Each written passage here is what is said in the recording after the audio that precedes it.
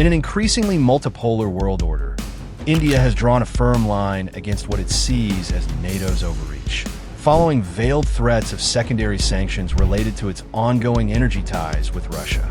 After U.S. President Donald Trump's meeting with NATO Secretary-General Mark Rutte, reports surfaced that countries still engaging in trade with Moscow could face economic penalties if Russia doesn't initiate peace talks on Ukraine within 50 days.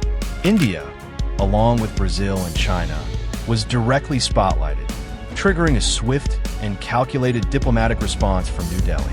Speaking to the media, Indian Foreign Ministry spokesperson Ranveer Jaiswal emphasized that India's energy decisions are based on domestic priorities, economic stability, and global energy trends, not on pressure from Western capitals. Energy security is an essential pillar of our national interest, Jaiswal remarked, warning against selective standards in applying sanctions across nations. India's stance reflects broader dissatisfaction among global South nations with the West's unilateral sanctions regime. Despite persistent calls from Western allies to reduce reliance on Russian imports, India has significantly increased its purchase of discounted Russian crude oil and fertilizer since 2022, a move defended as both pragmatic and necessary for sustaining growth and curbing inflation. According to The Hindu, Indian officials argue that energy affordability is paramount for developing nations and that cutting off ties with Russia would destabilize both domestic economies and global markets.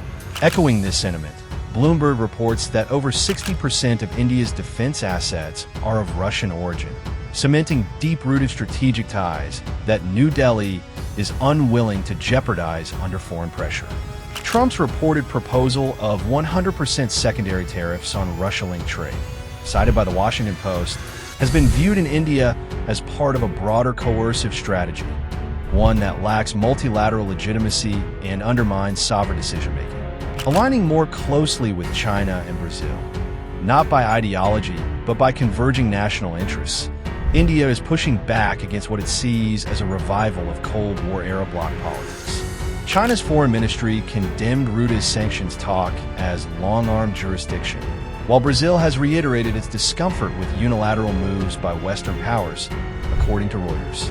India's refusal to comply with NATO's narrative underscores its continued commitment to strategic autonomy, a principle that has defined its foreign policy since the non-aligned movement. As noted by Al Jazeera, India is pursuing a delicate balancing act between East and West, rejecting global dictates in favor of pragmatic diplomacy.